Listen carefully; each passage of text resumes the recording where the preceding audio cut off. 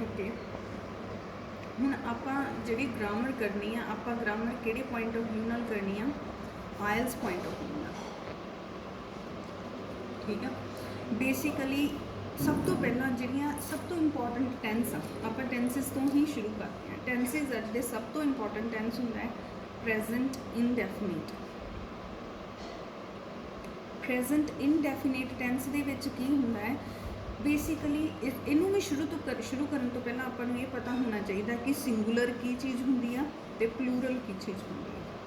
Singular ਕੀ ਆ ਜਿਹੜੀ ਕੋਈ ਚੀਜ਼ ਇਕੱਲੀ ਹੋਵੇ ਇੱਕ ਚੀਜ਼ ਨੂੰ ਸਿੰਗੂਲਰ ਕਹਿੰਦੇ ਆ ਪਲੂਰਲ ਇੱਕ ਤੋਂ ਵੱਧ ਪਲੂਰਲ ਠੀਕ ਹੈ ਸੋ ਸਾਰੀ ਗ੍ਰਾਮਰ ਇਹਨਾਂ ਦੋਵਾਂ ਚੀਜ਼ਾਂ ਦੇ ਅਰਾਊਂਡ ਹੀ ਰਿਵੋਲਵ ਕਰਦੀ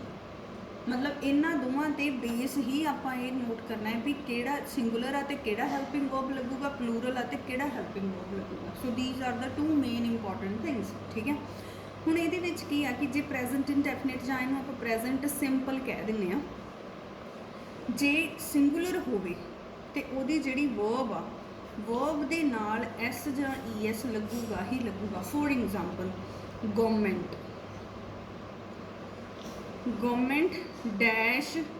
ਪੀਪਲ ਵੀ ਆਪਾਂ ਇਹ ਕਹਿਣਾ ਹੋਵੇ ਕਿ ਗਵਰਨਮੈਂਟ ਲੋਕਾਂ ਨਾਲ ਧੋਖਾ ਕਰਦੀ ਆ ਗਵਰਨਮੈਂਟ ਚੀਟਸ ਸਿੰਗੂਲਰ ਹੈ ਨਾ ਗਵਰਨਮੈਂਟ ਇੱਕ ਹੋ ਗਿਆ ਠੀਕ ਹੈ ਜਿਵੇਂ ਮੈਂ ਇਹ ਕਹਿਣਾ ਹੋਵੇ ਕਿ ਹੀ ਆ ਸੌਂਗ ਮਤਲਬ ਉਹ ਗਾਣਾ ਗਾਉਂਦਾ ਸਿੰਗਸ ਆ ਸੌਂਗ ਇਹ ਸੌਖੇ ਲੈਵਲ ਵਾਲੇ ਆ ਇਹੋ ਜਿਹੇ ਤੇ ਆਪਣੇ ਆਇਲਸ 'ਚ ਵਰਤੇ ਵੀ ਨਹੀਂ ਜਾਂਦੇ ਬਟ ਆਪਾਂ ਨੂੰ ਇਹ ਛੋਟੇ ਹੁੰਦਿਆਂ ਕਰਾਏ ਸੀ ਆਪਾਂ ਨੂੰ ਕੰਮ ਇਹਨਾਂ ਨੇ ਆਉਣਾ ਜਿਵੇਂ ਆਪਾਂ ਕਹਿ ਦਈਏ ਸਮ ਪੀਪਲ ਆਰਗਿਊ ਆਊਗਾ ਆਰਗਿਊ ਦੈਟ ਆਰਗਿਊ ਵਰਬ ਹੈ ਇਹਦੇ ਨਾਲ ਐਸ ਜਾਂ ਈਐਸ ਨਹੀਂ ਆਇਆ ਠੀਕ ਹੈ ਜਿਵੇਂ ਆਪਾਂ ਕਹਿਣਾ ਹੋਵੇ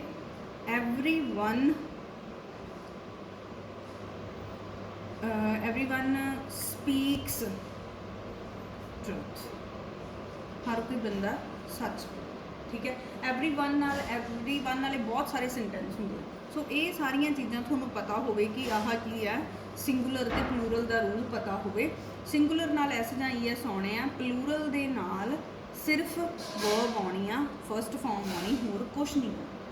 ਸਭ ਤੋਂ ਇੰਪੋਰਟੈਂਟ ਟੈਂਸ ਇਹੀ ਆ ਤੇ 99.9% ਬੱਚੇ ਇਹੀ ਗਲਤ ਕਰਦੇ ਸੇਮ ਡਿਟੋ ਸੀ ਕੋਈ ਫਰਕ ਨਹੀਂ ਇਹਦੇ ਵਿੱਚ ਠੀਕ ਆ ਜਿੰਨਾ ਚ ਜਿਵੇਂ ਹੁਣ ਆਪਣਾ ਗ੍ਰਾਫ ਆ ਰਾਈਟਿੰਗ ਟਾਸਕ 1 ਆ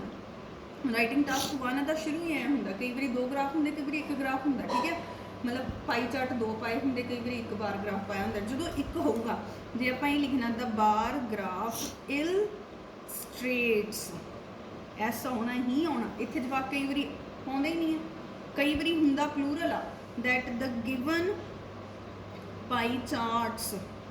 ਹੁਣ ਇਹ ਕੀ ਆ ਪਲੂਰਲ ਆ ਫਿਰ ਵਰਬ ਨਾਲ ਐਸ ਜਾਂ ਈਐਸ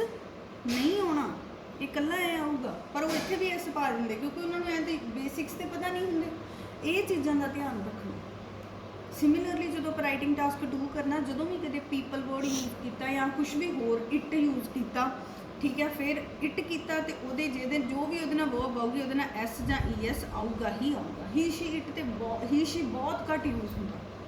ਜ਼ਿਆਦਾਤਰ ਸਿੱਧਾ ਹੀ ਦੀਜ਼ ਜੇ ਦਿਸ ਵੀ ਹੋਇਆ ਤਾਂ ਵੀ ਉਹਦੇ ਨਾਲ ਐਸ ਜਾਂ ਈਐਸ ਆਊਗਾ ਹੀ ਆਊਗਾ ਜੇ ਦੀਜ਼ ਹੋਇਆ ਫਿਰ ਨਹੀਂ ਆਉਣਾ ਫਿਰ ਸਿੱਧਾ ਹੀ ਸਮਝ ਲੱਗ ਰਹੀ ਹੈ ਪੱਕੀ ਗੱਲ ਗਾਟ ਇਟ ਓਕੇ ਉਸ ਤੋਂ ਬਾਅਦ ਕੀ ਹੈ ਨੈਕਸਟ ਦੈਟਸ ਇਟ ਇਹੀ ਸਭ ਤੋਂ ਇੰਪੋਰਟੈਂਟ ਆ ਹੁਣ ਜਿਹੜਾ ਬੇਸਿਕਲੀ ਡਾਇਰੈਕਟ ਤਰੀਕਾ ਕੀ ਆ ਆਪਾਂ ਨੂੰ ਗ੍ਰਾਮਰ ਦਾ ਧਿਆਨ ਰੱਖਣ ਦਾ ਆਇਲਸ ਦੇ ਵਿੱਚ ਸਾਰੇ ਹੈਲਪਿੰਗ ਵਰਬਸ ਲਿਖ ਲਓ ਇਜ਼ ਐਮ ਆਰ ਵਾਜ਼ ਵਰ ਹੈਜ਼ ਹੈਵ ਹੈਡ ਕੋਈ ਰਹਿ ਤਾਂ ਨਹੀਂ ਗਿਆ ਨਾ ਹੋ ਗਿਆ ਆਲਮੋਸਟ ਸਾਰੇ ਜਿਹੜੇ ਆਹ ਨੇ ਨਾ 5 ਦੇ 5 ਇਹ ਐਕਟਿਵ ਟੈਂਸ ਐਕਟਿਵ ਜਿਹੜਾ ਐਕਟਿਵ ਆਪਣਾ ਟੈਂਸ ਹੁੰਦਾ ਜਾਂ ਠੀਕ ਹੈ ਉਹਦੇ ਵਿੱਚ ਇਹਨਾਂ ਨਾਲ ਜਿਹੜੀ ਵੀ ਵਰਬ ਹੋਊਗੀ ਉਹ ਆਈਐਨਜੀ ਲੱਗਿਆ ਹੀ ਹੋਊਗਾ ਉਹਦੇ ਨਾਲ ਜਿਵੇਂ I am teaching you are studying ਮਤਲਬ ਇਹ ਕੰਟੀਨਿਊਸ ਨੂੰ ਸ਼ੋ ਕਰਦੇ ਇਹ ਕੰਟੀਨਿਊਟੀ ਨੂੰ ਸ਼ੋ ਕਰਦੇ ਜਿਹੜਾ ਕੰਮ ਹੋ ਰਿਹਾ ਹੋਵੇ ਸੋ ਇਹਨਾਂ ਦੀ ਵਰਬ ਦੇ ਨਾਲ ਆਈਐਨਜੀ ਆਊਗਾ ਹੀ ਆਊਗਾ ਇਹ ਧਿਆਨ ਰੱਖਣਾ ਹੈ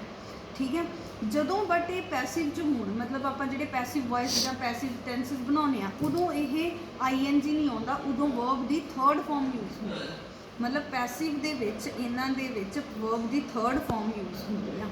ਤੇ ਆਈਐਨਜੀ ਕਿਹਦੇ ਨਾਲ ਲੱਗ ਜਾਂਦਾ, ਬੀ ਦੇ ਨਾਲ, ਬੀਇੰਗ। ਠੀਕ ਹੈ, this work is being done by me, I am doing this work, ਇੱਕੋ ਹੀ ਗੱਲ ਆ। ਠੀਕ ਹੈ, आई एम टीचिंग। ठीक है, सो समथिंग लाइक दैट। समझ लगी है, चीज़ एक होंगी, बस पैसिव च थोड़ा हाई फॉर्मेशन आ जाती है। ठीक है, अगे हैज़, हैव, हैड, ये किहड़े टेंस होंगे, perfect. Perfect mean something completed, वो कोई अमेंडमेंट नहीं होनी, वो कोई चीज़ कंप्लीट आप कह दिए यू आर परफेक्ट, मतलब तू पूरा है, बिल्कुल सही। सो उत्थे किसी चीज़ को कंप्लीशन शो करने वास्ते जां जिहड़ी चीज़ हो चुकी है ਉਹਨੂੰ ਉੱਥੇ ਆਪਾਂ हैज़, हैव, हैड यूज़ करेंगे। जिवें like government has cheated paper, government कर चुकी है चीट लोगों ने। ठीक है, so something like that. Education has become a piece of paper only, education सिर्फ एक पेपर बन के रह गई। सो है, ठीक है। पीपल हैव बिकम, मतलब हैज़ कादे नाल लगना है, फिर सिंगुलर नाल। मैं क्या सी ना, ये सारी रिवॉल्व कित्थे हुंदी है, ग्रामर सिंगुलर प्लूरल ते हैव जिहड़ा ये प्लूरल नाल लगता है। कदे कदे एज अ वर्ब भी यूज़ होंदा है, बहुत बारी यूज़ होंदा, कदे कदे भी क्यों, ये आपां बाद च टॉपिक डिस्कस करांगे। ते हैड पास्ट नूं शो करदा है। ठीक है, तो ये सिंगुलर होवे प्लूरल होवे, जे पास्ट च गल करनी, जिहड़ी चीज़ पास्ट च हो चुकी आ वो करनी। जिवें like you had done your listening orientation, तो आपकी लिसनिंग ओरिएंटेशन कल मैं करा चुकी हूँ। सो और I can say that I had completed listening orientation, मैं वो कर चुकी हूँ, वो ओरिएंटेशन थोड़ी खत्म हो चुकी है। ठीक है, कोई चीज़ जी खत्म हो गई है। ठीक है, जे हुण आपां ग्रामर लैक्चर तो बाद मैं कह सकती हाँ I have done grammar lesson या I have given grammar lesson, मतलब ये इन्हां तिन्नां जिथे भी हैज़, हैव, हैड हावे ते वर्ब दी थर्ड फॉर्म ही यूज़ होनी है।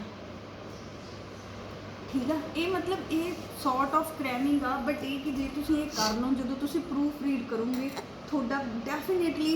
पॉइंट वन बैंड का फर्क पऊगा ही पऊगा। बैंड वन थोड़ा इनक्रीज हो ही जाऊगा जे तुसीं प्रूफ रीडिंग इन्नियां गलतियां कढ लवांगे। ठीक है, गॉट इट, आही आ बेसिकली सारी ग्रामर च। बाकी वो जिहड़ी आपां बच्चों वांगू ग्रामर हुंदी है वो तो चलती रहिंदी है। ठीक है, भी हाँ आर्टिकल्स कर ले, पहला प्रेजेंट सिंपल कर लिया, फिर कॉन्टीन्यूस कर लिया, फिर परफेक्ट कॉन्टीन्यूस परफेक्ट। ठीक है, नॉर्मल परफेक्ट कर लिया। सो वो चीज़ां डायरैक्टली थोड़ा फिर यूजफुल नहीं लगदियां। This is all about grammar which we really need in ours. Got it, समझ लगी। After that what you need to do is now, ये जिहड़े रूल्स आ इन्हां नूं ध्यान दे नाल हजे इहदे 2 होर लैक्चर लावांगे आपां बाद चों। ठीक है, इहनूं ध्यान नाल की करना, कोई भी एक आर्टिकल रीड करना है, रीड एन आर्टिकल। आर्टिकल मीनस कोई न्यूज़पेपर कटिंग होवे जां थोड़ी रीडिंग इटसैल्फ होवे। ठीक है, उन्होंने तुसीं रीड करना है, उहदे विचों आह जिहड़ियां चीज़ां मैं सिखाईयां इन्हां नूं पॉइंट आउट करन दी, फाइंड आउट करना है। ठीक है, भी ये चीज़ां अपनियां एप्लीकेबल हो रही ने, इनू ऑब्जॉर्व करना है, because practice is really important. जे तुसीं इस चीज़ नूं ऑब्जॉर्व नहीं किया then it is not going to benefit you. ठीक है, दैट्स इट।